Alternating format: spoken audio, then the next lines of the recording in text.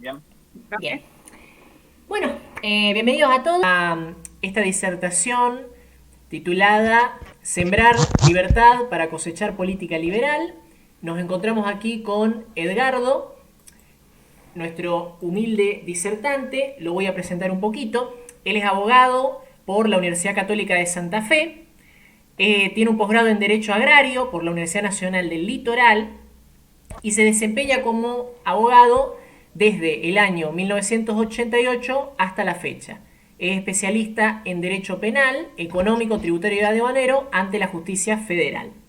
¿Bien? Y además de todo lo ya dicho, que ya es bastante extenso, es un amplio conocedor de lo que es el liberalismo, no solo en lo económico, que es lo que más estamos acostumbrados a escuchar, sino inclusive en lo político, en lo civil y en varios campos más que ya vamos a ir abordando. ¿Bien? Y antes de empezar, un pequeño anuncio, o más bien una pequeña celebración, dado que el liberalismo tiene también una pata política, queríamos aprovechar para comentar que finalmente hemos podido constituir el Partido Libertario en 3 localidades de la provincia de Santa Fe, que son Avellaneda, Villa Cañas y Recreo. Así que la verdad que esta siembra de libertad que empezamos hace ya unos 3 años, finalmente está empezando a dar sus primeros frutos y esperemos que en un tiempo ya dé el fruto que estamos esperando, que es el distrito de la provincia de Santa Fe. Así que bueno, sin más preámbulo, los dejo con el disertante. Bueno, buenas noches a todos. Aclaro para seguridad, mi número de matrícula es en la provincia de Santa Fe, es tomo tercero, folio 500, el número 4723, y en la Justicia Federal, matrícula de la Corte Suprema de Justicia de la Nación, tomo 89, folio 445. Digo para que quede claro, porque hay tantos usurpadores de título dando vuelta que entonces es preferible aclararlo. Vamos a arrancar con lo siguiente. Mi propósito en esto, voy a intentar hacerlo de la mejor manera posible, es tratar de resumir unos 5.000 años de historia del liberalismo. ¿Escucharon bien? 5.000 años de historia del liberalismo. Porque algunos creen que empezó hace 50 años o 100 años, no, es un poco más atrás que empezó. Lo divide en dos partes. Una que es la teoría del liberalismo y la otra, que es la primera parte, y la segunda que es la praxis o práctica del liberalismo. ¿Cómo arrancamos? Con el origen filosófico. Inevitablemente, tal vez para muchos sea una sorpresa, lo que yo considero persona ilustre que amo absolutamente, el precursor del liberalismo, el que sentó las bases filosóficas reales de la libertad, que fue el primero que escribió la idea de que la libertad es la supremacía de los valores humanos, que es Santo Tomás de Aquino. Tomás de Aquino, siglo XIII, en época de la Edad Media Alta. Para algunos que creen que la Edad Media fue oscurantismo total, esto es absolutamente falso. Hay una primera parte que sí, una segunda parte que no, que fue lo precursor, fue lo que abrió, digamos así, los caminos y las puertas para que surgiese después, en el Renacimiento, el liberalismo y la libertad científica. ¿Sí? Para que quede perfectamente claro, sin esos precursores, el liberalismo nunca hubiera visto la vida. Santo Tomás descubre a Aristóteles, que ahí comienza todo, a través de una traducción que hizo del griego al latín, pues Santo Tomás no sabía griego, Guillermo de Merbeque. Y a partir de ahí Santo Tomás se enamora, literalmente hablando, de las enseñanzas de Aristóteles. A tal punto, les cuento esta anécdota porque pinta de cuerpo y alma lo que yo considero el santo más liberal del mundo, que es Santo Tomás. Porque es un ejemplo para nosotros, la irrenunciabilidad de las ideas y de lo que uno afirma.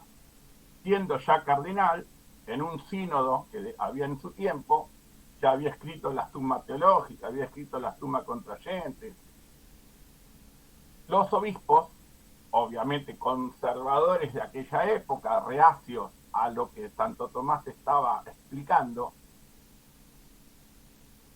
haciendo una simbiosis entre la doctrina aristotélica de los griegos, sin perjuicio de la antropología de San Agustín, que la tomó, pero desarrollando toda una teoría científica superadora, una teología excelente, le preguntan qué sentía por Aristóteles. Y entonces Santo Tomás dice: amo a Aristóteles tanto como a Jesús. Esa frase, dicha por un santo varón de la iglesia, generó una polémica y un lío fenomenal. Muchos de la iglesia lo quisieron excomulgar. Y fíjense ustedes qué curiosa coincidencia de la historia. Como ustedes sabrán, Aristóteles fue maestro de uno de los grandes reyes y grandes generales de la historia, que fue Alejandro Magno, hijo de Filipo, el macedonio. Vean la similitud. Aristóteles fue maestro de Alejandro Magno. Y Alejandro Magno lo rescató a Aristóteles de Atenas cuando los atenienses lo querían encarcelar por su oposición a la democracia, que era demagogia, que después lo vamos a tratar. Cuando los cardenales lo querían excomulgar a Santo Tomás, sale en su defensa, su mentor era Alberto el Magno. Fíjense la coincidencia, ¿no? Que lo termina rescatando a Santo Tomás, que era el Aristóteles de la iglesia, de que no lo lapidaran conforme las normas que había en aquella época. Bueno, Santo Tomás, intimado en el sínodo a retractarse de esa frase, dijo, no lo dijo así, pero como si muero con las botas puestas, mantuvo la frase, dijo que no se iba a retractar y que iba a mantener esa posición siempre. Esto demuestra lo que es la libertad de decisión y la libertad de expresión. ¿Qué es lo que determina en ese pensamiento Santo Tomás? Santo Tomás desarrolla, al mencionar la supremacía de la libertad individual como valor fundamental de la existencia humana, la idea del libre albedrío. El libre albedrío significa la voluntad, la libre voluntad humana totalmente autónoma de las leyes divinas y de las leyes determinantes de la naturaleza. En esto coincide con lo que decía Platón. Platón decía que el ser humano no pertenece totalmente a la naturaleza, por lo tanto puede separarse de ella y puede observarla para estudiarla o entenderla. Ese punto es fundamental, porque entonces no existe el determinismo, y si no existe el determinismo, cada uno es artífice de su propio destino. En esa ecuación filosófica, la libertad termina adquiriendo un carácter absoluto. ¿Por qué?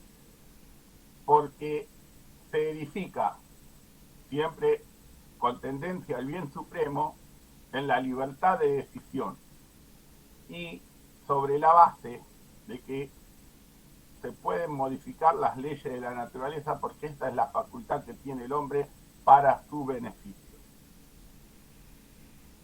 Surge de eso una cuestión muy categórica, que es entender que cuando hay esa libertad es producto de la conciencia. El ser humano tiene conciencia de sí mismo separado de las cosas que lo rodean.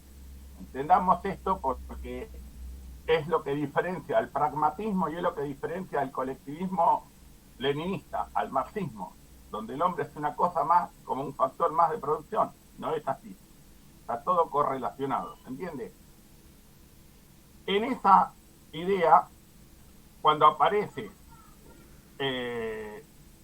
la idea del modelo humano, que es distinto al modelo natural, y entonces los griegos enarbolan las famosas 4 virtudes: fortaleza, sabiduría, templanza y prudencia. En ese esquema se reconocen o se empiezan a desarrollar 3 áreas o 3 dimensiones. Es todo un proceso evolutivo, que es muy importante porque la trinitaria humana o la trilogía de las dimensiones humanas tiene todo que ver con lo que después son las leyes, el Estado, la economía, etc. ¿Cómo se parte? Se parte de la base que, por un lado, el cuerpo, materia, es la cárcel del alma, pero como decía Platón, pero al mismo tiempo es templo del espíritu, como decía Santo Tomás. Y aparece después Aristóteles diciendo, bueno, pero si bien el alma, como decía Platón, es un carro tirado por dos caballos, uno negro son las emociones, el otro blanco es la razón, lo que sucede es que la razón se encarama por encima de las emociones y por encima de la materia y en base a la prudencia determina el camino a seguir. Y como se hace camino al andar, se llega a la ecuación que termina descubriendo o que termina postulando Santo Tomás, que es la trilogía del ser. El ser tiene tres dimensiones: cuerpo, alma y espíritu. Y ustedes dirán, ¿qué importancia tiene eso? Muchísimo. ¿Por qué? Porque el espíritu es donde reside la entelequia o la razón, y el espíritu es inmaterial. No se puede medir, no se puede pesar, no se puede aprender. No es una cosa. Como no es materia, es fallida esa definición libertad de pensamiento. Hablar de libertad de pensamiento significa creer que el pensamiento se puede agarrar con una cadena. No existe esa posibilidad. El pensamiento es libre siempre, en todo momento y en todas circunstancias. Nadie renuncia a ello. Ni siquiera el esclavo. El esclavo puede estar encadenado en su cuerpo, puede estar condicionado en sus circunstancias, pero nunca va a abandonar la idea de ser libre. Y el pensamiento de desear la libertad no lo puede esclavizar nadie, ni siquiera Dios. Esa autonomía de la voluntad es la que sostiene Santo Tomás y es la que le da cuerpo y vida al libre albedrío. Del libre albedrío nace la idea de justicia, que en Tomás adquiere dos aspectos que son fantásticos para el liberalismo. Santo Tomás descubre y describe la justicia conmutativa como preludio necesario de la justicia distributiva, de lo cual surge, como parte de la justicia general, como virtud del proceso político y del proceso económico, que la conmutativa es producto del esfuerzo de cada uno, lo que se llamaría hoy meritocracia. Y de ahí surge la virtud de dar a cada uno lo suyo y de intercambiar los bienes conforme a una regla de proporcionalidad, de manera tal que no se puede distribuir lo que no se posee, y solo se posee lo que uno es capaz de producir por uno mismo. Esas dos, esos dos rangos, esas dos bases de la justicia, hace que se conforme la quinta virtud, y entonces a las cuatro virtudes griegas se agrega la justicia, que es absolutamente importante para entender cómo se genera después el proceso histórico del intercambio, que es la justicia conmutativa. Santo Tomás dice que el intercambio económico que genera libertades políticas y desarrollos políticos es un proceso histórico virtuoso. Carlos Marx, en Das Kapital, cuando desarrolla toda la teoría del valor, reconoce que existe ese desarrollo histórico, solo que, por supuesto, pretende demostrar que no es virtuoso. Esta es la diferencia, pero lo importante es que nuestros contrarios ideológicos reconocen este efecto y este proceso de desarrollo de cómo nace la cuantía, el intercambio, lo conmutativo y el proceso económico de la justicia conmutativa como previa de la justicia distributiva. Esas son las bases propias del liberalismo económico. Ahora bien, en base a esa estructura trinitaria surge después la idea de que como todo está dado por la naturaleza de las cosas y el hombre tiene para sí la facultad que se llama poiesis, difícil de traducir del griego, que es obrar, crear, tiene libertad de decisión. Tiene libertad de decisión. Cuando nosotros hablamos de libertad de pensamiento, tenemos que decir, el pensamiento es libre por naturaleza, pero lo que tenemos que proteger es la libertad de decisión, la libre voluntad de obrar en consecuencia de la decisión. Que eso sí se puede o es pasible de ser eh, restringido, impedido, prohibido. Y ahí justamente viene el valor de la justicia, de frenar los abusos o frenar aquellas decisiones políticas que puedan ir en contra de la libertad de decisión. De ahí surge la idea, en este cuadro de valores, de los tres principios categóricos que forman las leyes en su sustancia, que son el axiológico, los valores fundamentales que vienen de la naturaleza de las cosas; lo normológico es lo convencional que el ser humano traduce en leyes humanas derivadas de aquellas naturales universales inmutables; y lo diquelógico, que es la armonía que tiene que haber en la aplicación de las leyes para desarrollar la paz y la justicia en el seno de la sociedad donde se aplican esas normas. Estas tres dimensiones de las leyes, que no se crean que se descubrieron hace mucho, son del siglo pasado, de 1960, de un jurista famoso llamado Werner Goldschmidt. Tardamos nada más 4.000 años en aprender esto. Estas tres son las que inspiraron mucho después el Estado, el pacto social que conocemos como contrato social de Rousseau y el constitucionalismo moderno, que ya vamos a volver a eso. De toda esta construcción que acabo de referir, surge la necesidad o surge la idea filosófica de decir, bueno, si la sociedad se va a conformar con esta plataforma de valores, el reconocimiento de las tres dimensiones del individuo, las leyes de la economía que son praxis, y la idea de que la ley tiene que cumplir valores éticos y también reglar la actividad humana o la acción humana, como decía von May, ¿cuál es la forma de gobierno? ¿Cómo armamos una forma de gobierno que se adecue a todo esto? Entonces surge la idea del liberalismo político. Natural, espontáneo, es decir, bueno, yo integro la polis, pero tiene que haber un gobierno de la polis, la famosa politeia, que no se puede traducir del griego, es imposible, no hay ninguna palabra del latín que lo pueda reflejar, pero se ha interpretado como una suerte de modo de administración o modo de administrar la ciudad. Recordemos que en Grecia eran ciudades-estados. El modo de administrar la cosa pública, lo que después los romanos llamaron la res pública, la cosa pública. Y decir, bueno, pero el poder tiene que estar limitado, tiene que estar distribuido, no tiene que avasallar las libertades y derechos individuales. Entonces ahí aparece esa relación entre el Estado o gobierno y el individuo como el principio de acción y reacción de Newton. Una fuerza que tira para un lado, una fuerza que tira para el otro. Es la justicia la que logra dar el equilibrio a estas tensiones propias entre el gobernante y el gobernado. Y el liberalismo se basa en eso, en una distribución equitativa de todas las formas y de todas las fórmulas de interrelación entre el sujeto individual y el sujeto colectivo, que es el Estado.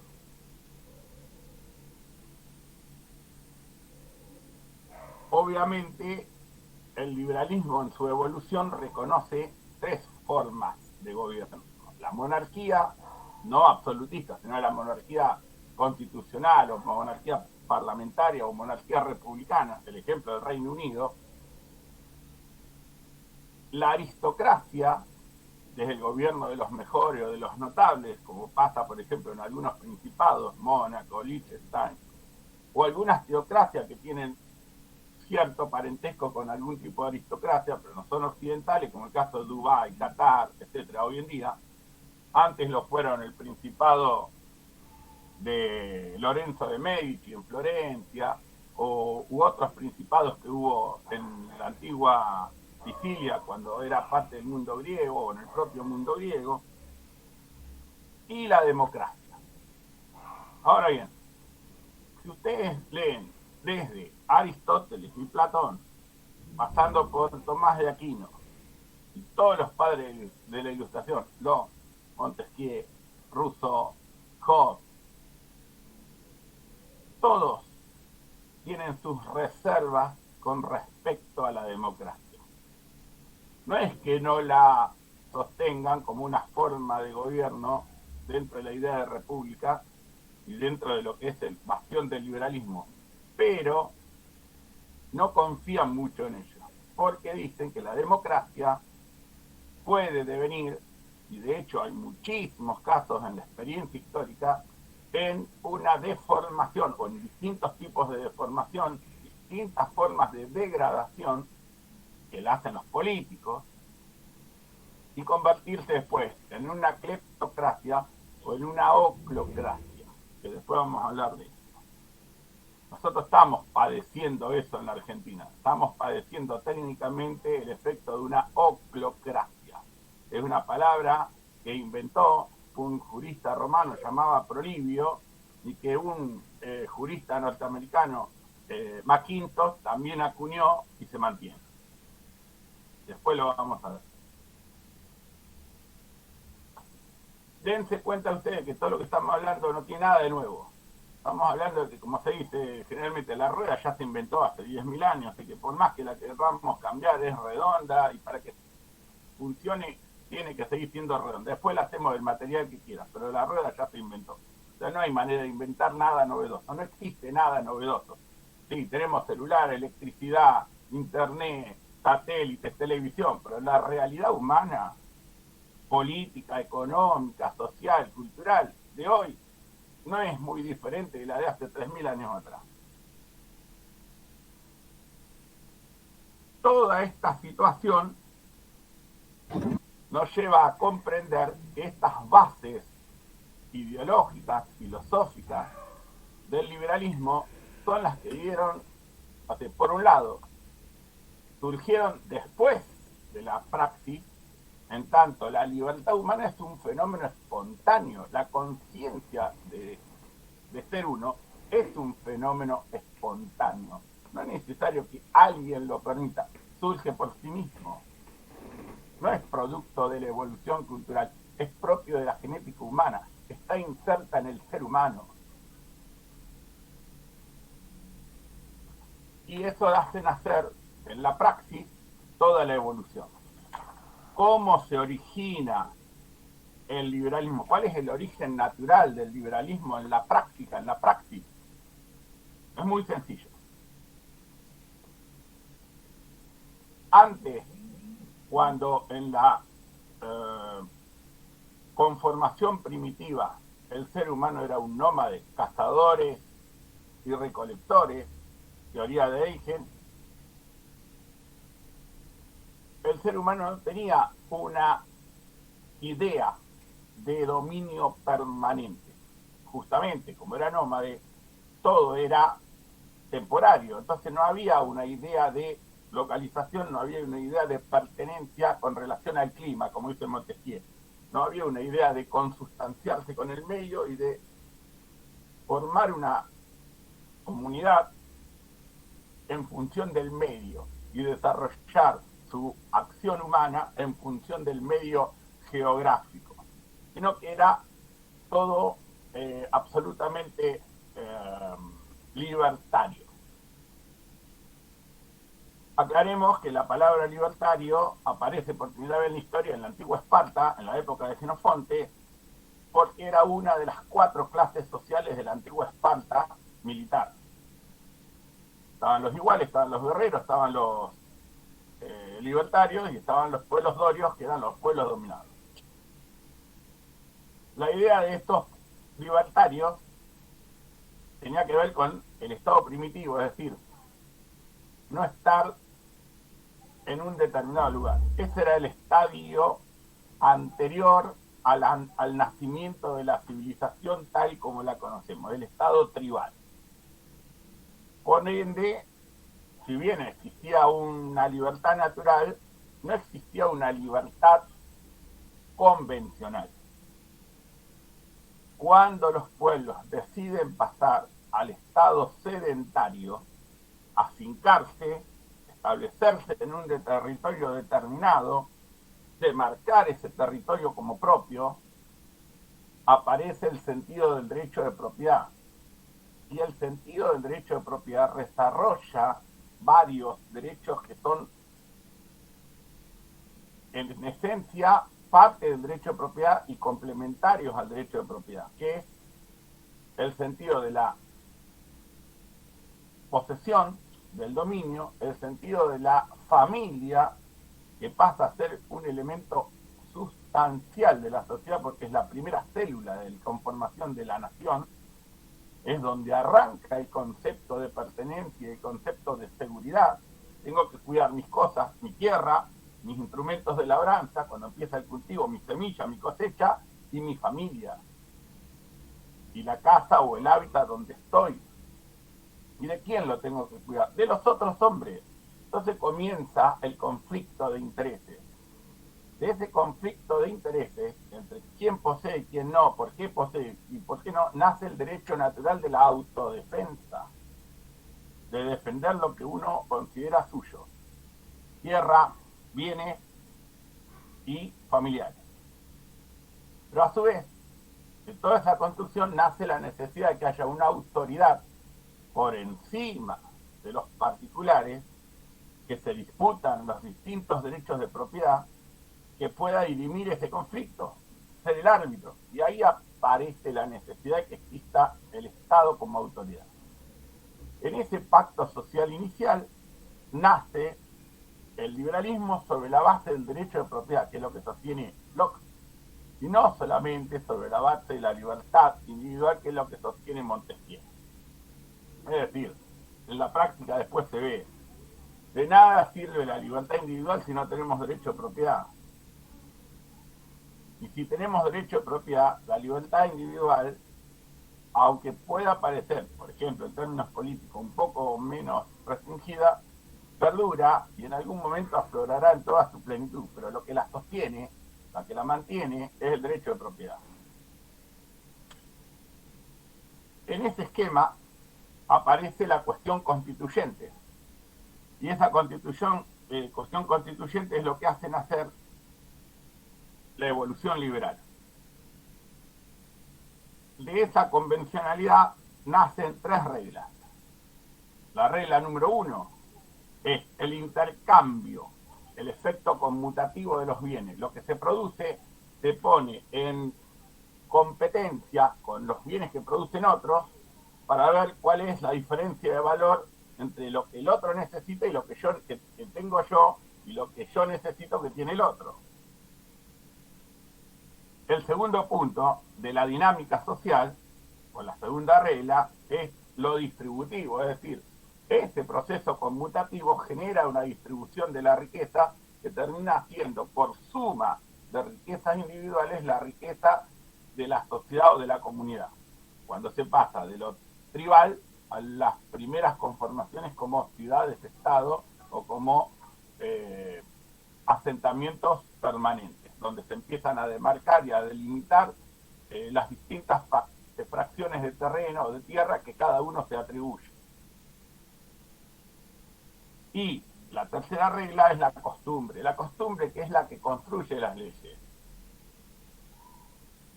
Porque como dice Montesquieu, las leyes vienen dadas de la naturaleza, las costumbres vienen dadas de las leyes.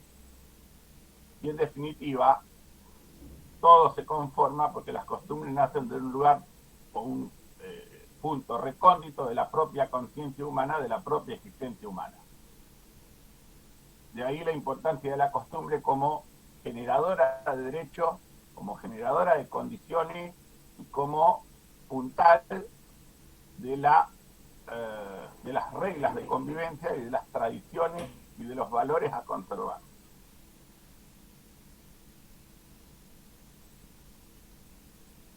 ¿Cómo nace o a partir de qué nace el derecho de propiedad? Bueno, hay muchos ejemplos. Un ejemplo que es muy notable, que tiene que ver con lo que yo acabo de explicar, cuando se producen los primeros pasos del sedentarismo por el cultivo, o sea, el cazador termina transformándose en un colono, en un agricultor o en un criador, en el Código de Hammurabi. En el Código de Hammurabi estamos hablando de 1700 años antes de Cristo. En el Código de Hammurabi, en la antigua Babilonia, se empieza a regular por primera vez el ejercicio del derecho de propiedad y la propiedad de la producción, de los medios y factores de producción. Hay una cosa muy curiosa que los amigos kirchneristas deberían leer un poco de historia, les haría mal. El soberano, que era un monarca absolutista, se da cuenta que la riqueza de su comunidad babilónica dependía del agricultor, dependía del campo, no le puso retenciones, ni le impidió vender, al contrario, le reconoció no solamente la tierra y el derecho a defender y a cercar la tierra, a delimitarla de otro y a tener protección del Estado, sino que además le reconoció el derecho sobre lo que se producía en la tierra, el derecho de todo lo que se cosechaba, de toda la carne o de toda la lana o de todo el cuero que se producía. Por supuesto, a cambio de eso, cobrar una parte, que es un impuesto. El diezmo, la institución más antigua del Estado, para proveer a los gastos de seguridad jurídica, de seguridad militar, para proteger la tierra de los propios que vivían ahí y de eventuales invasores. Entonces nacen las funciones esenciales del Estado. De ahí también nace la moneda, que después lo vamos a ver. Cuando vemos la historia del pueblo de Israel, hay que decir que la salida de Israel de Egipto es un himno al liberalismo. ¿Por qué? Porque el pueblo no resignó su situación y logró salir, o sea, logró su libertad personal, pero también irse con sus cosas, con las cosas que eran suyas. No resignó su propiedad, no resignó su ganado, no resignó su cosecha, no resignó sus instrumentos de labranza, de cría, no resignó sus bienes personales y tampoco resignó su oro. Es decir, se llevó su libertad individual, su familia, sus bienes y su riqueza. Es el ejemplo más reconocido de la defensa de decir, mi libertad se entiende con mi libertad y la propiedad de las cosas con las cuales me valgo a mí mismo. Este es el ejemplo de Israel. Los romanos, toda esa evolución del derecho de propiedad, la convirtieron en una regla máxima, simple, de hecho, no de derecho. No hace falta una ley, eso viene después. Yo poseo porque poseo. Sobre esa base de la posesión, sobre esa base de edificar el derecho a obtener el dominio de una propiedad por la ocupación y por el uso, por el destino, eso termina consolidando la unidad familiar, porque nace, como se aprendió de los propios judíos, nace el derecho a la herencia, y entonces nace la multiplicación económica, nace el capital. Y el capital se construye en base a la familia. No hay forma de concebirlo el capital fuera de ese esquema. Todo el sistema económico mundial, todo el capitalismo primitivo está fundado sobre estas dos bases. El derecho de producción natural, sin violencia, sin engaños, sino pacífica, pública y perdurable en el tiempo, y por la familia, que es lo que consolida la necesidad de guardar y de contener un capital que la prole lo pueda seguir multiplicando. Esa idea es la que hace la conformación del Estado, tanto y de los países y de las naciones, tanto en el sistema patriarcal, que viene del mundo greco-romano, como en el sistema clánico, que es el de los países nórdicos. ¿qué sucede con esto de los medios de producción? Hay ejemplos notables. Por ejemplo, hay que mirar qué ocurría en Esparta. En la Grecia antigua había cuatro ciudades o cuatro centros importantes. Atenas, Esparta, que era de lo que se llamaba Lacedemonia, Tebas y Corinto. Corinto durante siglos estuvo protegida por los espartanos y era una especie de sociedad comercial con los espartanos. Los espartanos habían invadido todo lo que es Lacedemonia, que estaba mayormente poblada por los dorios. ¿Qué pasaba? Los dorios eran pacíficos, pero eran agricultores. Los espartanos eran militares, pero no sabían labrar la tierra, solamente conocían el arte de la guerra. ¿Cómo iban a hacer para comer, para vestirse, para satisfacer sus necesidades básicas?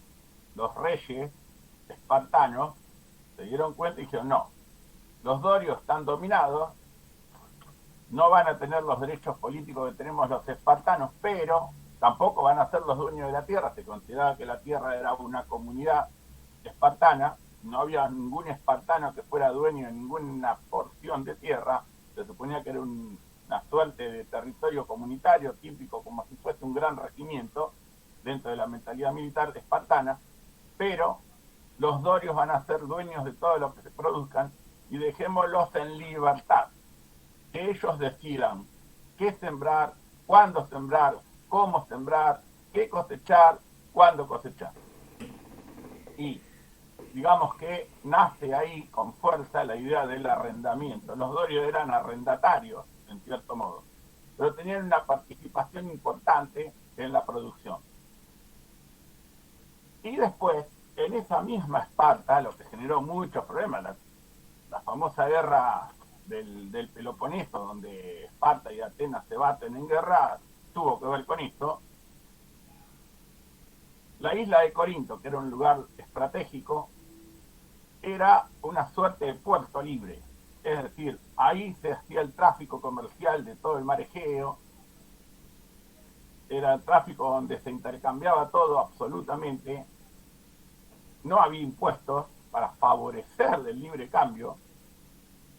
Y era el punto neurálgico donde atenienses, fenicios y espartanos hacían la circulación y lo que se llama el flujo de dinero y el flujo de bienes.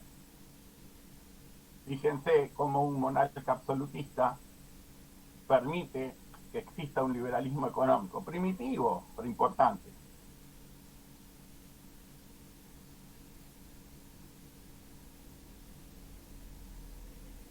Visto todo eso, viene lo siguiente. La pregunta es, ¿qué es lo primero? ¿Es la libertad individual o el derecho de propiedad? Ese fue el debate que tuvieron Locke y Montesquieu. De ahí surgen dos modelos, el inglés, el de Inglaterra de aquella época, y el modelo francés, que es lo que inspiró Montesquieu. Si bien no se pusieron de acuerdo entre ellos, Locke en el Estado, Montesquieu en el espíritu de las leyes, cada uno se mantuvo firme en sus posiciones doctrinarias y filosóficas sobre cuál era el verdadero origen del liberalismo, pero hay un reconocimiento de Montesquieu muy interesante. Por supuesto que Montesquieu admiraba el estilo de Inglaterra, conocía Inglaterra, y él reconocía que Inglaterra tenía el sistema de libertades individuales más perfecto de aquella época.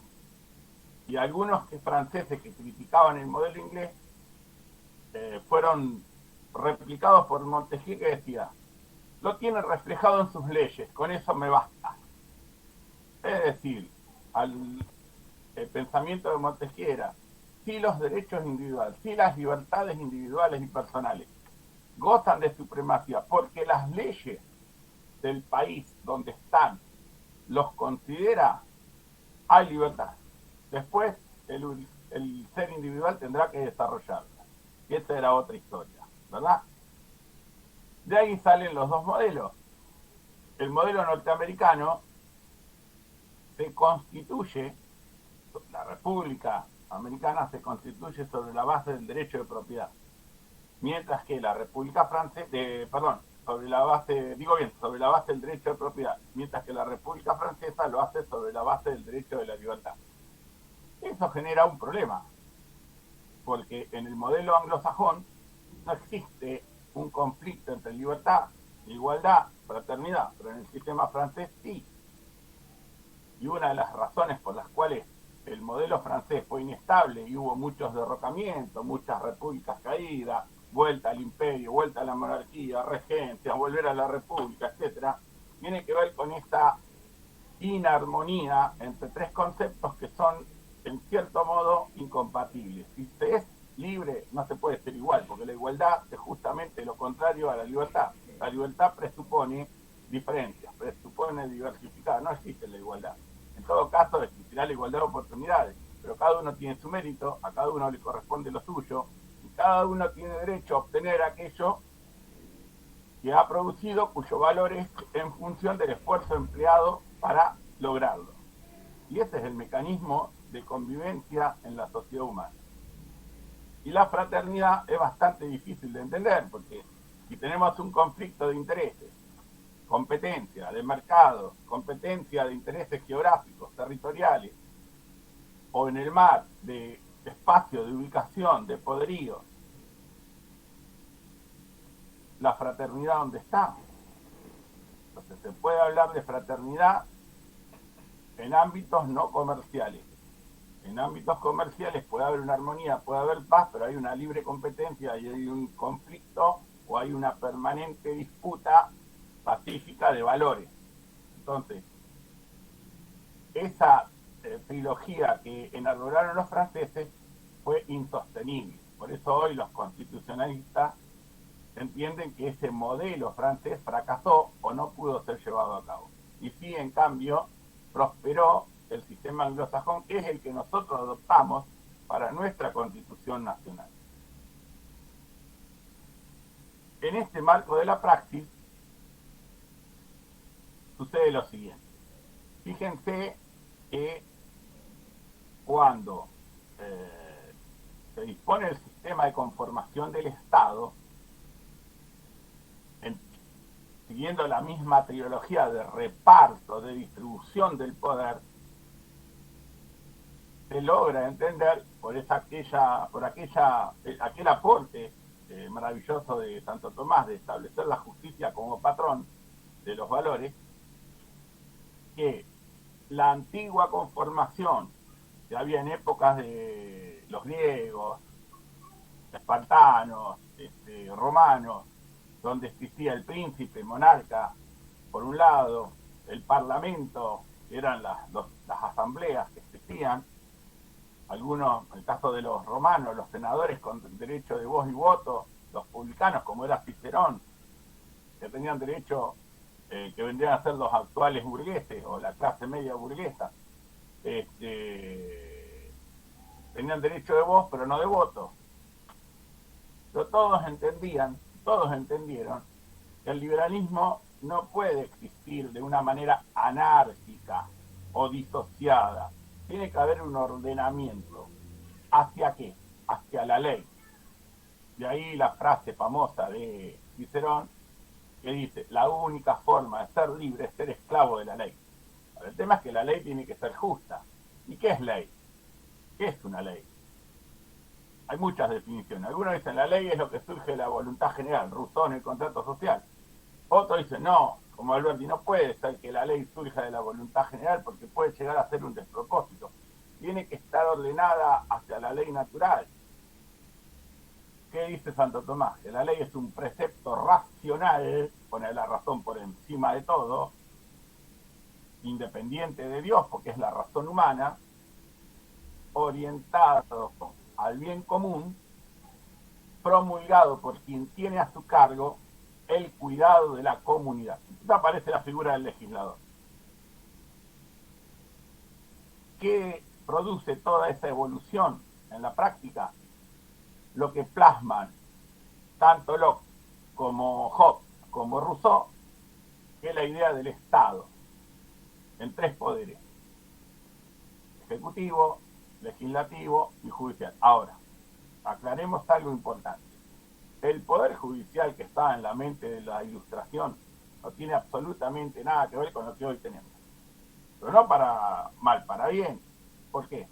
Y porque la idea que tenían ellos era muy primitiva, les era muy difícil, les fue muy difícil a ellos entender la idea de un poder judicial omnipotente, que estuviera por encima del poder político, que sea el verdadero flanco, el verdadero fiel que pone los límites, es decir, el límite infranqueable de la política. Esta es la evolución posterior que lo produce el liberalismo económico y no el liberalismo político. Y después lo voy a explicar. Es más, tanto Locke como Rousseau, como Montesquieu, hablaban de que el poder judicial tenía que ser temporario para resolver conflictos puntuales y determinados, pero no podía ser permanente. No estaba en la cabeza de ellos una estructura de ese tipo. Pero fue la Constitución de Estados Unidos, la fórmula de la República Norteamericana, la que puso las cosas en su lugar y la que le dio al Poder Judicial el rango que fue desarrollando con el tiempo y tenemos ahora. Autonomía, autarquía y decisión por sobre el poder político, y que lo, creó, como decía Platón, lo convirtió en el guardián de la República. Ahora bien, aclaremos algo con respecto a lo que decíamos hoy del tema de democracia. Cuando terminan de decidir qué forma de gobierno, qué estructura, qué organización se le iba a dar a la República Americana, cuenta una anécdota o tal vez leyenda, que sale Benjamin Franklin, que era uno de los constituyentes, a una plaza donde había muchos ciudadanos esperando la respuesta del Congreso, y le pregunta una mujer: señor Franklin, ¿qué han hecho para nosotros? Y Franklin le contesta: le hemos dado una república, cuídenla. Hay una disputa famosa entre, que es lo que hace surgir los republicanos de los demócratas, entre Adams y Jefferson. Y ahí surge una cuestión que hasta hoy en día persiste y que es para tener en cuenta. Los republicanos, dicho en forma muy sencilla, cuando hablan de exportar su idiosincrasia civil y económica, hablan de exportar el modelo norteamericano, el tío Sam, el sueño americano, las libertades, etc. Sin decirlo abiertamente, hablan de república. Los demócratas, por el contrario, hablan de exportar la democracia estadounidense. No es lo mismo. Son diferencias de matices, pero no es lo mismo. Y eso tiene que ver con lo que sucedió con la Constitución nuestra. ¿Por qué? Porque las constituciones son experimentos sociales. Estos experimentos sociales, que se fueron dando a partir del siglo XVIII, tienen como contrapartida algo ya viejo, que ya venía de miles de años atrás. O sea, cuando se conforma esa sociedad que pasamos de nómades a sedentarios, lo que se produce es un contrato social. ¿Qué es lo que sucede? Aristóteles decía: el hombre es un animal político, es un ser sociable por naturaleza. El hombre es un ser racional, por lo tanto es un animal político. Entonces él consideraba que la constitución de una sociedad era un derecho natural o era una decisión natural. Por supuesto que era surgió de la libre y autónoma voluntad humana. Pero Rousseau, analizando la historia, dice: no, momentito. No es que Aristóteles esté equivocado, pero hay muchos casos en que no es simplemente la libertad humana individual que decide agrupar. Hay otra razón. ¿Cuál es la razón? No somos sociables por naturaleza, somos sociables por necesidad. ¿Por qué?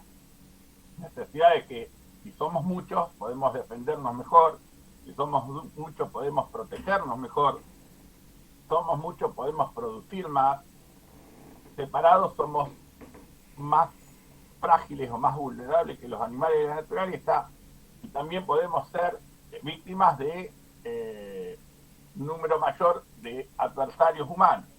Entonces, para proteger nuestros bienes y nuestras familias y nuestras personas necesitamos unirnos. Y de ahí nace la sociedad. Ahora, conformar ese pacto social, ese contrato social, requiere un acuerdo. En ese acuerdo lo que se hacen es resignar algunas libertades individuales en manos de una organización jurídica. Entonces nace el concepto de nación, citado por Jelinek, siguiendo todos estos autores que estamos citando, y toda esta convención que surge a partir de las constituciones de Esparta, las constituciones de Estados Unidos, etc. Inglaterra, en primer lugar, que es la construcción de la idea de que las libertades están regladas, se subordinan a un objetivo, pero se plasma la Constitución. Y en esa Constitución, con esa Constitución tenemos la organización jurídica. Se establecen las libertades individuales. La Carta Magna inglesa es el ejemplo más excelso de eso. Tanto Estados Unidos como nosotros tomamos la Carta de Derechos ingleses en forma literal, construida en época de los monarcas absolutistas ingleses, que fueron progresivamente cediendo lugares de poder y de privilegio.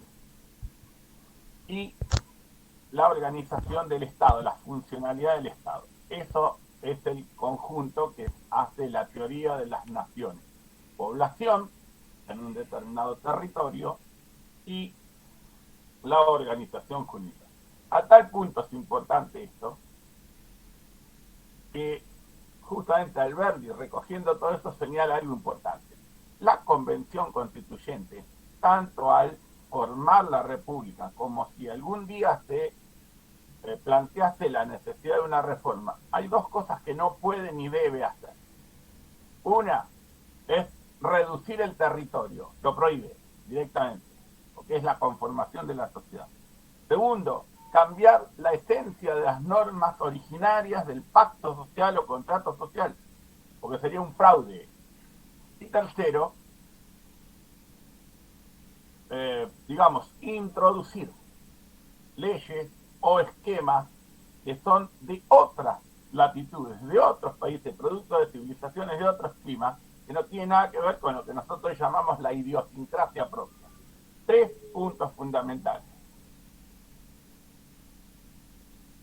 En este esquema de lo que es la política, hay que entender que para los griegos, greco-romanos, y para los padres de la Ilustración, la política tenía que ser un camino y tenía que ser un desempeño virtuoso. Se suponía que los hombres más virtuosos se encargaban de cuidar de la comunidad y ejercer el mandato político. Pero aparece un señor llamado Nicolás Maquiavelo en el año 1500, que estando preso por su rebelión contra Lorenzo de Medici, escribe un libro llamado El Príncipe, que es el manual de los políticos actuales. Entonces establece el hecho del príncipe como, decisión superlativa o suprema, y establece categorías, que no es que lo dice expresamente así, pero se interpreta de su contenido. El fin justifica los medios, divide y reinará. Este fin justifica los medios, destruye la idea de la política como virtud e instala el pragmatismo, el dinero necesario para la política, la autoría del señor Néstor Kirchner,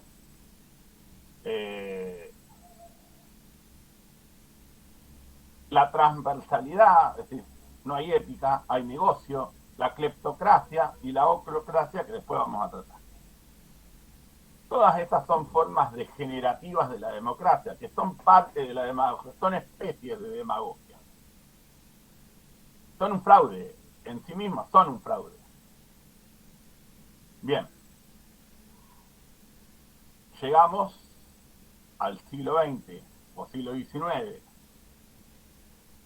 Todo este contexto nos permite entender que hay reglas básicas que fueron desatendidas o que no son suficientemente atendidas. Hay un sabio llamado Ulpiano, fenicio él, que fue asesor jurídico de un César romano llamado Severo, fue el gran recopilador anterior a Justiniano, ¿no?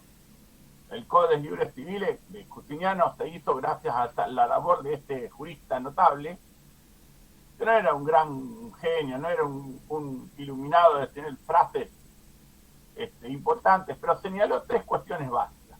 Siempre el número 3, ¿no? Se dan cuenta que todo es 3, 3, 3, 3. Siempre se repite constantemente el número 3. Bueno, en la Cabalá judía el número 3 significa integración y paz, ¿no? Con una suerte de equilibrio. Las tensiones se equilibran en base a 3, siempre a 3. La justicia funciona en base a 3 instancias. Los poderes del Estado son 3. La dimensión del ser humano son 3. Las dimensiones, digamos, cognitivas de las leyes son 3. Bueno, ¿qué enseña Urquiano? 3 principios básicos. 1, vivir honestamente. 2, dar a cada uno lo suyo. Y el tercero, no hacer daño a nadie. Entonces el deber ser estaba siempre presente. ¿Cuál es el problema?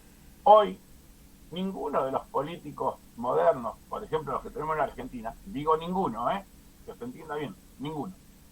Algunos más, otros menos. Cumplen con esas 3 condiciones de Ulpiano básicas. No viven honestamente o tenemos sospecha de que no vivan honestamente. No se preocupan por no hacer daño a nadie, se preocupan más por ellos mismos y no le dan a cada uno lo suyo, se quedan más ellos con una parte que nosotros, que somos los votantes. Entonces ahí surge una cuestión que no es menor, que fue o es materia de discusión. ¿La democracia es realmente una garantía de libertad?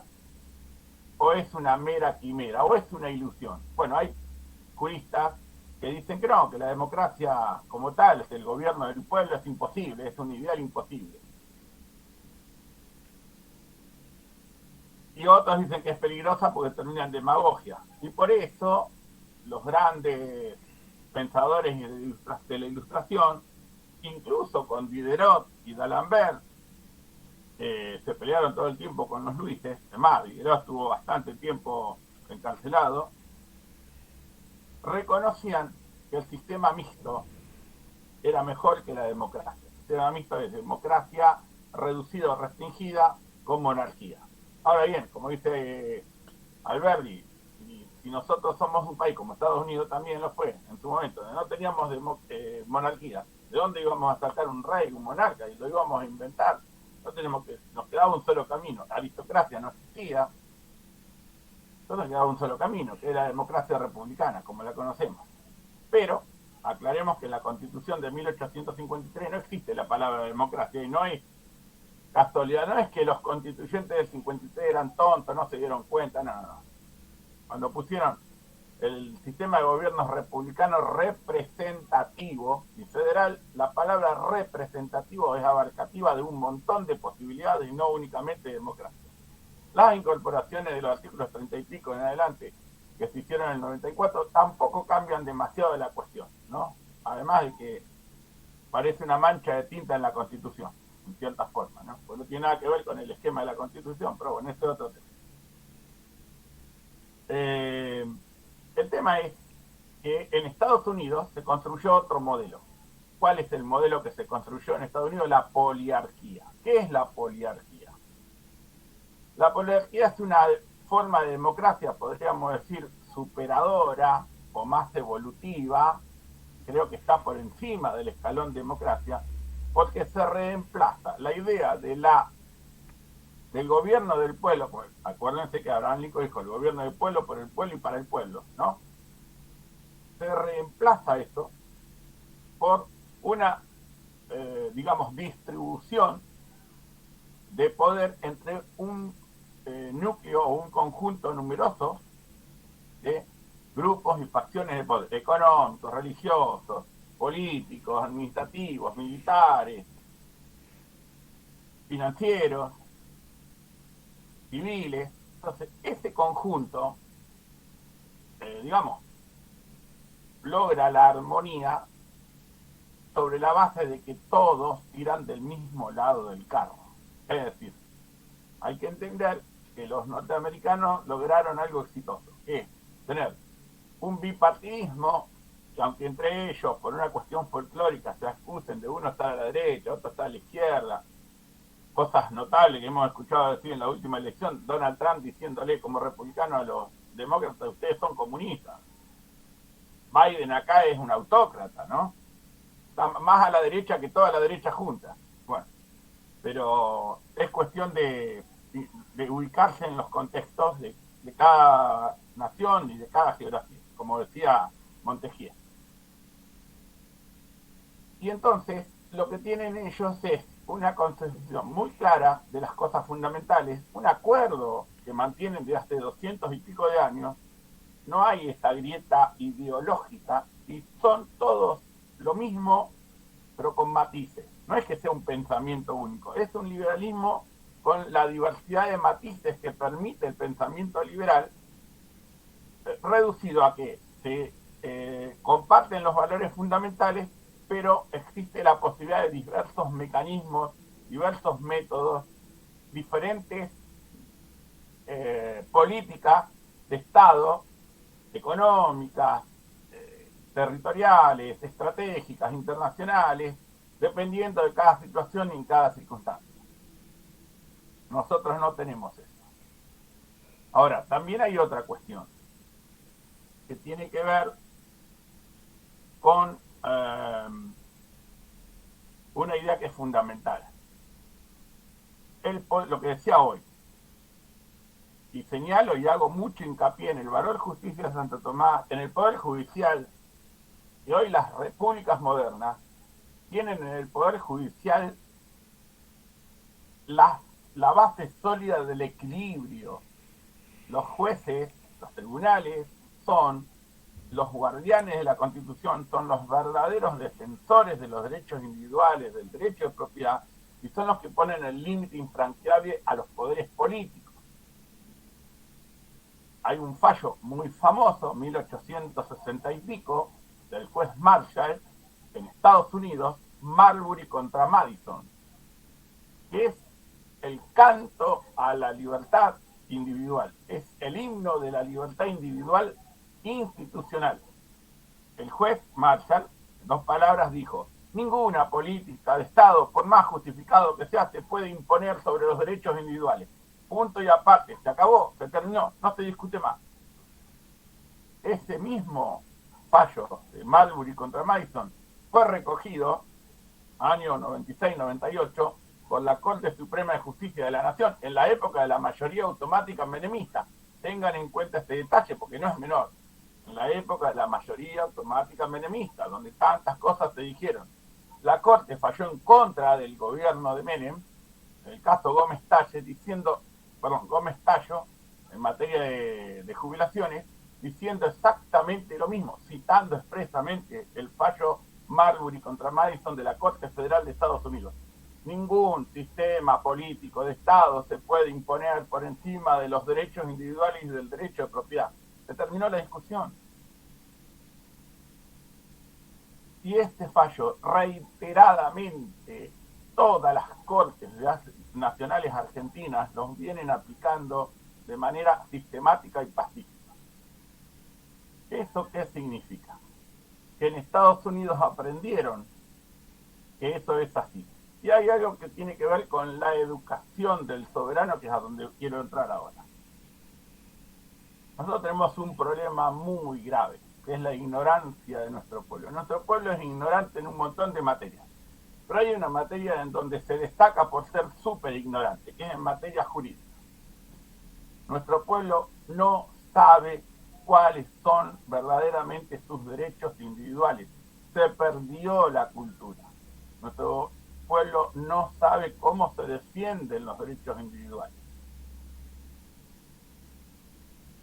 A pesar de la época del corralito, donde los abogados federales íbamos a las 5 de la mañana a las puertas del juzgado en una fila interminable para presentar los amparos, para recuperar el dinero que el Estado se había apropiado indebidamente, y lo pudimos hacer, que nos sentíamos los guardianes de la República, los defensores Yo creo de la que Constitución. perdón que lo corte, doctor, pero creo que la sociedad se durmió. Se durmió porque de última tiene eh, herramientas jurídicas y herramientas de protesta. Sí. Y se durmió totalmente. Bueno, pero ahí viene la explicación. Por eso quiero ir, voy a la educación del soberano para explicar esto que vos bien decís.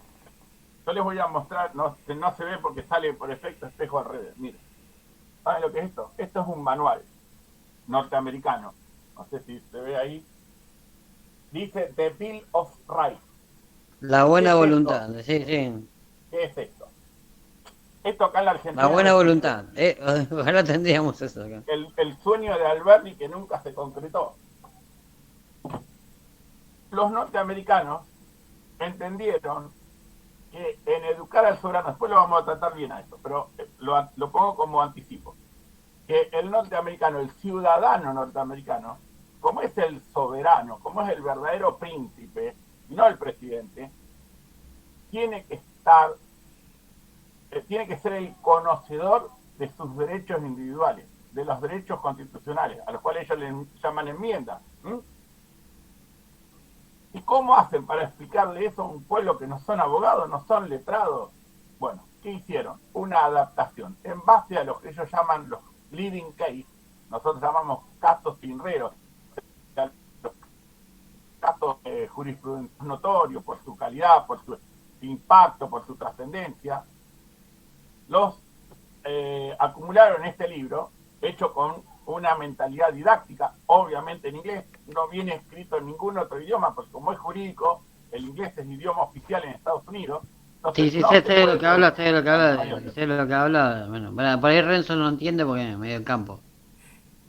Bueno, está bien. ¿Qué significa? Sobre la base del fallo de la Corte, en distintas etapas, hay una explicación didáctica muy bien escrita, con un idioma accesible, cuidado, por supuesto, términos jurídicos no se pueden obviar, términos en latín que ellos utilizan mucho, pero explicados, y cómo es la resolución práctica. Entonces el pueblo, al leer esto, que lo estudian en lo que ellos llaman la preparatoria o secundaria, salen sabiendo del sistema educativo formal cómo ejercer sus derechos. Entonces, no es raro que en una situación X en un supermercado o en una seccional de policía allá o en alguna situación de tránsito dice, tengo derecho a la enmienda número 1, tengo derecho a la enmienda número 2, cito el fallo tal. Imagínense acá un argentino promedio sabiendo qué artículo de la Constitución decir cuando nadie la lee, ni los políticos. Y encima, cuando la leen Es mal. verdad, es verdad. Encima la leen mal. O la leen como ellos quieren y dicen que la Constitución dice lo que la Constitución no dice. ¿Me explico? Entonces al Sí, pueblo se lo embruteció. Porque además, antes teníamos formación moral y cívica, e instrucción cívica, en aquella época cuando yo era estudiante de la secundaria. Ahora hablan de formación ética y ciudadana. Los chicos no saben nada, la gente sabe sin salir, no, sale, pero perdón, disculpe, sin saber qué disculpe es una que lo corte, constitución. ahora habla con lenguaje inclusive. Bueno, A usted le eso es van a tratar de otra, lenguaje inclusive. ese Como a barbarismo, Rense, mi amigo Rense. bueno. Ahora bien, volvamos al tema educación del soberano que es importante. Antes aclaremos esto. ¿Cuáles son las funciones del Estado? ¿Qué tiene que hacer el Estado en sus tres poderes? El poder ejecutivo es una delegación temporal, no es una autocracia permanente, donde el que sale electo no es el presidente de los que lo votaron, es el presidente de todo el conjunto de la nación. Y el hecho de haber sacado 4 votos más que otro no le da derecho a hacer lo que se le dé la gana.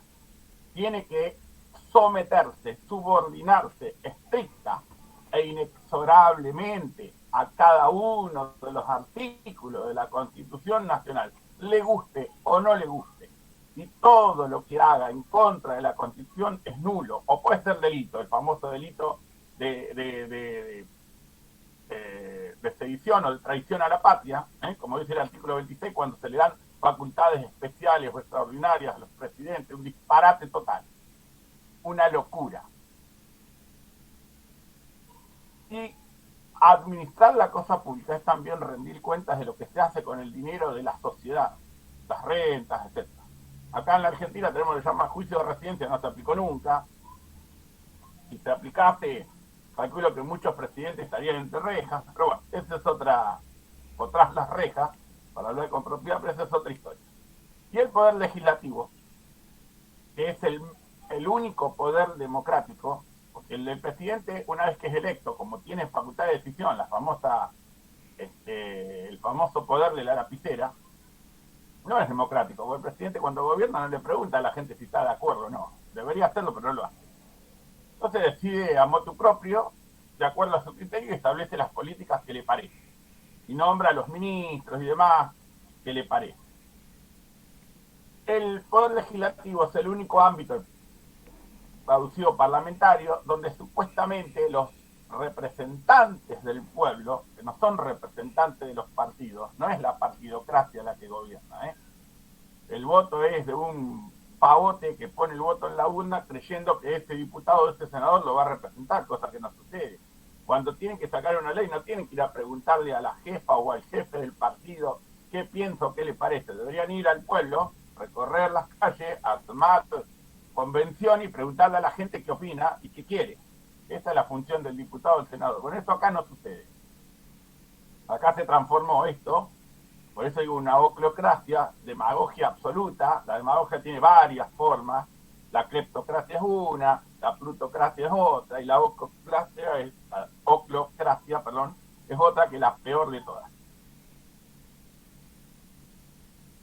Y así estamos. Ahora bien, existe, gracias a Dios, el Poder Judicial, que es el sabio de la monarquía, es verticalista, es jerárquico y se autocontrola.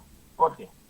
Pero eso no acá solamente, en todo el mundo, con todas las fallas que puede tener, porque es humano, pero la realidad es que el juez está por encima del hombre y por debajo de Dios, y encima Dios no interviene. Las decisiones que toma el Poder Judicial son irrevisables. Nadie puede controlar, nadie puede cambiar lo que decide la Corte Suprema o provincial o nacional. Ahora bien, ¿qué es lo que falla en la Argentina? Más allá de la incursión, una cuestión de decadencia, de corrupción, etcétera, de incursión de la política en algunos escaños de la justicia, no en todas, aclaremos, falla algo, que es parte de la evolución que tendría que tener el Poder Judicial, que es ser más autónomo. Es un problema de caja. El Poder Judicial debería tener el control absoluto de sus propias rentas y tener una porción del presupuesto para garantizar su autarquía económica y financiera. Y además, tener un resorte que hoy no tiene. No tiene ningún poder judicial del mundo, pero en la Argentina sería más necesario todavía, que alguna vez se postuló, que es la policía judicial. Es decir, un sistema de policía que responda exclusivamente a las decisiones de los jueces. Sí, perdón.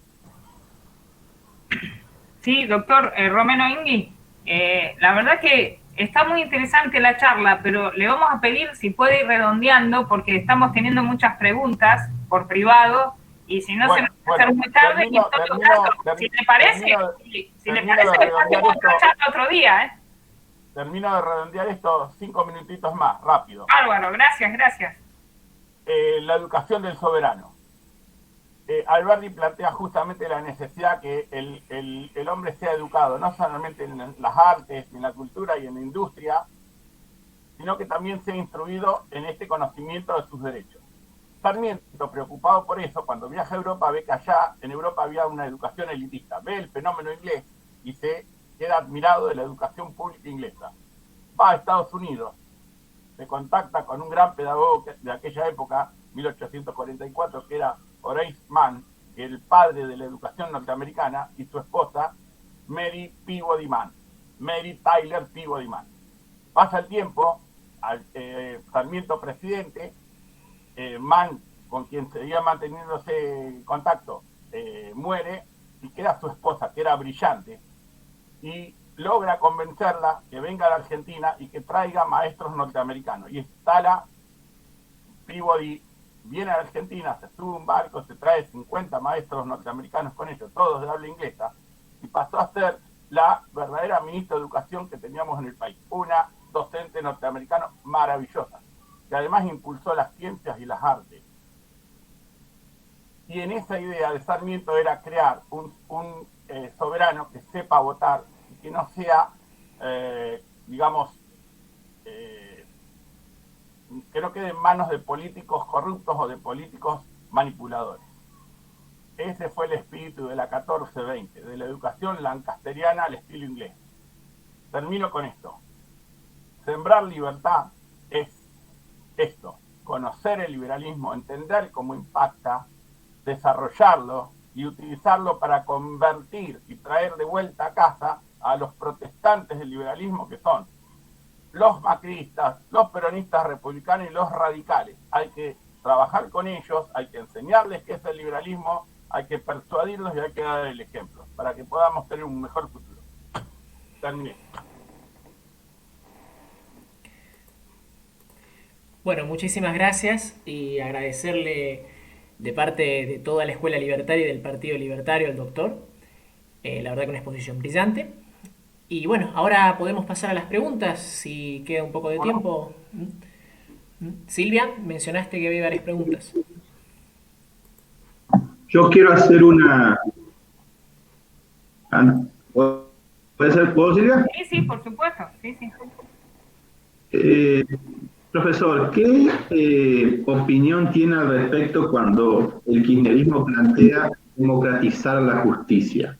O sea, ¿qué es lo que está diciendo? ¿Qué es lo que está planteando cuando dice democratizar la justicia? ¿Se puede hacer eso? ¿En qué sentido? ¿O tiene algún fin práctico? Bueno, el tema es el siguiente. Como le dije hoy, la Constitución, la conformación moderna del Estado, de la República Moderna, es un experimento. La experiencia es la madre de todas las enseñanzas. Entonces, se va aprendiendo, se va haciendo camino al andar, entonces se van viendo cuáles son las dificultades con las que se tropiezan.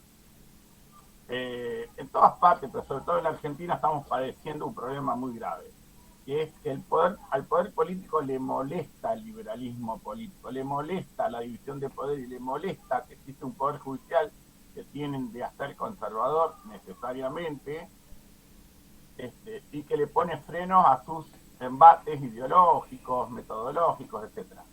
¿Qué pasa? Yo particularmente estoy en la línea de que el Poder Judicial debería estar, inclusive incluyendo en eso los jueces, debería estar absolutamente autónomo, independiente, soberanamente independiente de todo lo que tenga que ver con el poder político. Tener rentas propias. Usted, por ejemplo, inicia una demanda, tiene que pagar una tasa de justicia y un sellado. Resulta que eso no lo recauda el Poder Judicial. Lo recauda la provincia, el Poder Ejecutivo Provincial, o lo recauda el Poder Ejecutivo Nacional, y de ahí le gira a la justicia. Debería ser al revés, debería ser absolutamente autónoma la recaudación para que la justicia tenga libre disposición de sus medios económicos propios. Y también el tema de la disposición de las fuerzas de seguridad. ¿Por qué? Porque un juez puede librar un mandamiento, un oficio, mandando, por ejemplo, a cumplir con un desalojo, un lanzamiento de una propiedad que está usurpada o que está ocupada por un inquilino que no se quiso ir, o cualquier otra situación de ocupación indebida. Pero depende de la policía. Y si la policía la maneja el poder político, trunca la efectividad de una disposición judicial soberana. Y lo otro es que para que los jueces sean más independientes y más autónomos, punto uno, no deberían pagar ninguna clase de impuesto. Pues yo les pregunto a ustedes, y conozco el tema federal, ¿cómo vamos a confiar en la imparcialidad de un juez que tiene que pagar impuestos a las ganancias y que la AFIP lo fiscaliza si yo hago una demanda defendiéndolos a ustedes contribuyentes contra el Estado Nacional o Fisco Nacional? El mismo juez que tiene que resolver mi planteo contra el fisco está fiscalizado por el fisco que yo demando. ¿Quién me garantiza a mí el criterio imparcial de ese juez? Entonces, el juez no tiene por qué pagar impuestos, debería estar exento de eso, debería ser una persona que esté totalmente fuera del ámbito comercial, más allá de su derecho a tener una propiedad o manejar fondos, lo que sea.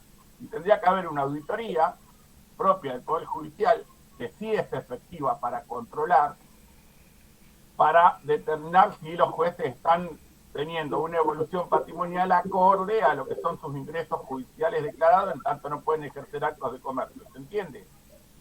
Y modernizar la justicia es eso, es darle a los jueces la autonomía que corresponde. No necesitamos ni computadora, por supuesto que son elementos de trabajo, pero no pasa por más computadora, por internet, mejores edificios sí, más cantidad de personal sí, pero todo independiente del poder político. ¿Otra pregunta? Sí, bueno, antes que nada agradecerle la disertación, la verdad que muy interesante, un enfoque de raíz del tema de la libertad, ¿no es cierto? Mi pregunta se relaciona un poco, hablo del tema, con la libertad y la democracia. ¿Usted considera que el mejor sistema para defender la libertad, para que la libertad fluya, para que se respete la libertad es la democracia? No. Y una razón, la explicación es muy simple. Lo que está demostrado es, por ejemplo, que el liberalismo económico, o sea, si se respeta el derecho de propiedad, se respeta el derecho del libre flujo de mercaderías, de la libre importación y exportación a un mercado abierto, del libre emprendimiento, de la libertad de los factores de producción, y no hay libertades políticas como las conocemos en la democracia, el hombre es feliz igual. Dubái, Qatar, China, son los ejemplos. Los principados que mencioné de Mónaco y de Liechtenstein, fíjense cómo son esos países. Ahora, si tenemos libertades civiles, como pasó, por ejemplo, el gobierno de Alfonsín, que nadie puede dudar que Alfonsín fue políticamente liberal, pero con un sistema económico de socialdemocracia, que no era liberalismo de libre mercado, de libre emprendimiento. Teníamos un mercantilismo instalado. No funcionó. Terminó derrumbándose y pasó muchas veces eso. La realidad es que la opresión económica impide el desarrollo de las libertades individuales. Por eso lo que yo hacía referencia, que es lo que dice Santo Tomás, que es lo que decía Locke. Si hay derecho de propiedad privada, si hay propiedad privada, hay libertad política. Si no hay propiedad privada, no hay libertad política. No se puede llevar a cabo la libertad política. ¿Me explico? O sea, funciona de una manera, pero no funciona de la otra. Ahora, hay teocracias o hay sistemas políticos comunistas, Vietnam, Malasia, que tienen un sistema económico de capitalismo liberal. Ganan mucho más que cualquiera de los obreros promedios argentinos y viven mucho mejor que nosotros. Pero no van a votar cada 4 años o cada 2 años. La pregunta es, ¿les importa demasiado votar o no? Si tienen todas esas posibilidades. Alfonsín dijo, cosa que yo respeto, pero no es exacto, con la democracia se come, con la democracia se educa, con la democracia se cura. ¿De acuerdo? Era en un contexto histórico, veníamos de golpes de Estado, además era entendible el contexto en que lo dijo, pero no es cierto que con la democracia se logra eso. Eso se logra con la república. Las leyes las hace la república, haya o no democracia. Eso no quiere decir que yo esté en contra de la democracia. El tema es que si la democracia se transforma en oclocracia, ¿qué es la oclocracia? Es la forma más degenerada de la democracia. Repito, la forma más degenerada de la democracia. Es decir, la corrupción total, los políticos ineptos o que hacen su negocio y se olvidan del pueblo y someten al pueblo y lo subordinan a un fracaso a mediano o largo plazo, no se respetan las normas, no se respeta el derecho de propiedad, se avasallan los derechos individuales. Eso no es democracia, eso es demagogia. Democracia es otra cosa. Tenemos la forma superadora de la democracia, que es el modelo norteamericano, que es la poliarquía, que es una especie de democracia virtuosa, con un capitalismo virtuoso. ¿Me explico? Bueno, ¿alguna pregunta más del público o alguien más que quiera hacer? Yo tengo una, pero la voy a hacer al final porque es un poco otro tema que no tocó el doctor.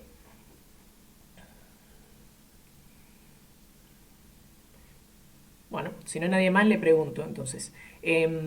Usted habló de esta postura de los republicanos y los demócratas de exportar el modelo americano. ¿Sí? ¿Tiene alguna visión o punto de vista formado sobre un derecho internacional liberal o cómo se aplicaría el liberalismo en el ámbito del derecho internacional y de las Sí, relaciones entre estados. te diría que no existe. ¿Por qué? A ver, si vos tenés el Consejo de Seguridad de la ONU, y vos tenés 5 miembros, China, Rusia, Estados Unidos, Inglaterra, Francia, que tienen derecho de veto, ¿de qué te sirve cualquier decisión que tome la Asamblea si ellos la pueden vetar?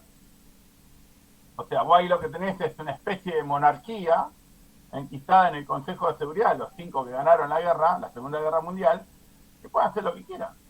A ver, tenemos una innumerable cantidad de tratados internacionales, muchos de ellos incluidos en nuestra Constitución con la reforma del 94. Ninguno de ellos rige en Estados Unidos, por ejemplo, ni en Inglaterra, por ejemplo, ni en Rusia, ni en China. 4 de los 5 miembros, el único de los 5 miembros del Consejo de Seguridad de la ONU que tiene incorporados esos tratados internacionales es Francia.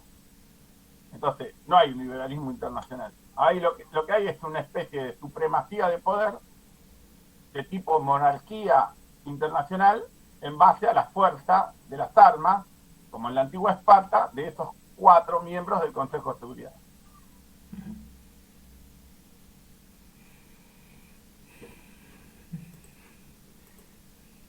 A ver, acá hay una pregunta que llegó a través del chat de Ariel que dice, ¿cuán lejos estamos de realizar el sueño de Alberti?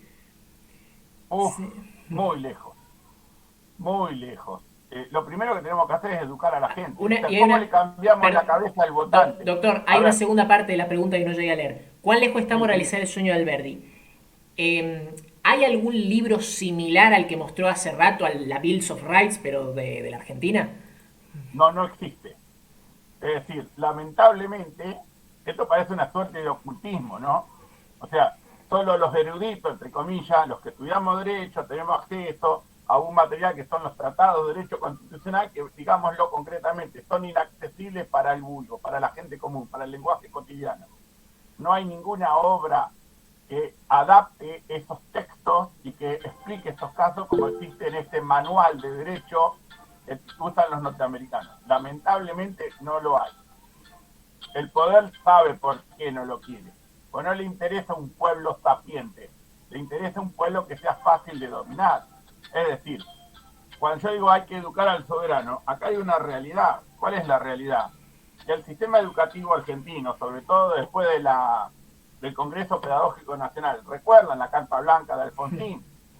Bueno, instaló un sistema de pensamiento único, es decir, hablemos en términos virtuales de hoy en día, informáticos. Prohibido pensar por uno mismo, todos tienen que pensar iguales en función de un material dado, fragmentario, con una ideología y un direccionamiento ideológico determinado. No hay posibilidad de investigar, no hay posibilidad de ser autodidacta, ni en materia política ni en materia científica, salvo pocos casos. Pasa en la Facultad de Derecho, pasa en la Facultad de Ciencias Políticas, pasa en todas partes. ¿Cuál es la solución? Retomar las bases de Alberti, retomar la ley de Sarmiento, volver a instalar la libertad de enseñanza y la libertad de aprendizaje. Eso no es lo mismo que anarquía. Anarquía es otra cosa. No es ir contra el sistema, es justamente aplicar el sistema, como lo establece la Constitución Nacional. El derecho del soberano, de cada ciudadano o de cada habitante, como dice nuestro preámbulo, de acceder al conocimiento real de las cosas por sus propios medios y sin injerencia del Estado, sin ideologías implantadas desde un esquema del Estado. Miren, con respecto a eso que me están preguntando, les voy a decir algo que sé que muchos de ustedes son docentes. Hay una canción que se aprobó en la época de Capitanich, cuando Capitanich era ministro de gobierno de Kirchner, en el año 2013, que se llama Derechos Torcidos. Es absolutamente rayano en lo sedicioso y en lo tiránico. Tiende para chicos de 4 o 5 grado. Habla de un igualitarismo absoluto, con la idea de que somos todos iguales. No somos todos iguales, no existe la igualdad absoluta. Existe la igualdad en función de los méritos, la igualdad en función del talento. Nuestra Constitución habla y dice, la única carga para el empleo público es la idoneidad. hay que demostrar ser idóneo. Bueno, el que es más idóneo subirá más alto y el que no, no. El que es más idóneo, el que más se esfuerza, tendrá más premios, tendrá más reconocimiento. Es el efecto natural de la competencia. Así como existe competencia en la economía, por quién produce más o quién produce mejor, y la secuencia de precios, producto de esa competencia y del valor de las cosas, también existe el valor de la inteligencia, también existen los recursos humanos, que son el recurso más valioso de una nación. Pero no somos todos iguales, porque si igualamos hacia abajo, no hacia arriba. Entonces, la educación es el único medio que nos puede a nosotros permitir recuperar el liberalismo político de nuestra constitución y de la idea de nuestros padres fundadores.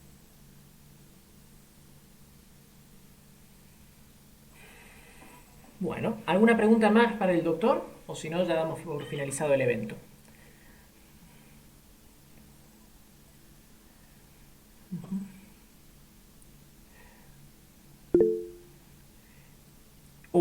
Buena pregunta.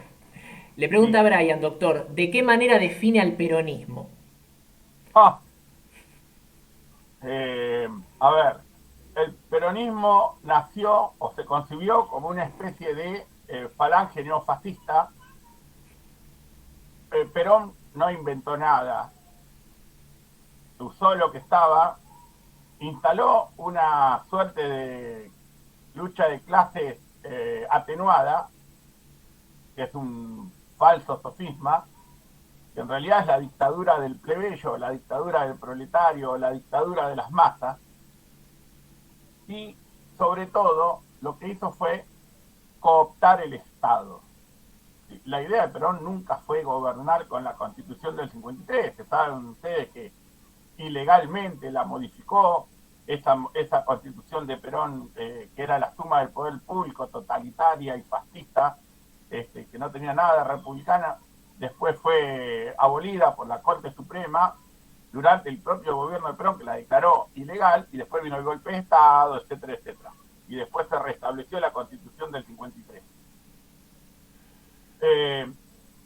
El peronismo no es, o sea, una pregunta es, ¿qué es el peronismo? ¿Cuál es el peronismo? ¿El de Perón? ¿El de Perón del 55 o el 45? ¿El del Perón del 73? Cuando se dio cuenta que se equivocó. ¿El peronismo de Menem?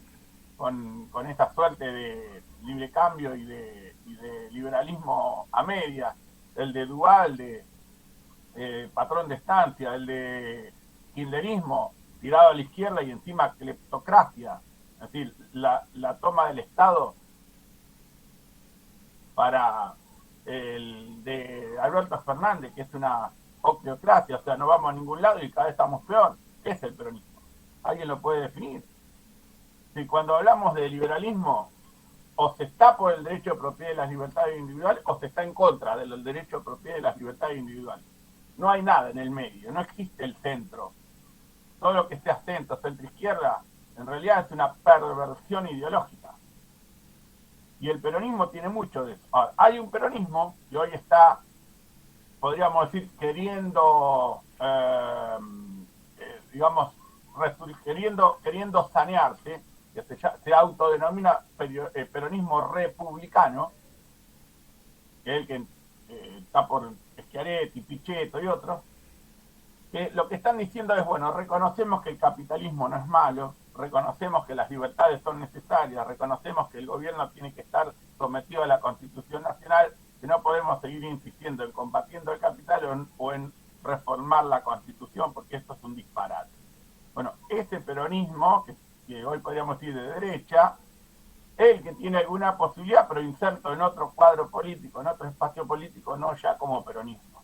Creo que con eso respondo. Bueno, ¿alguna pregunta más para el doctor?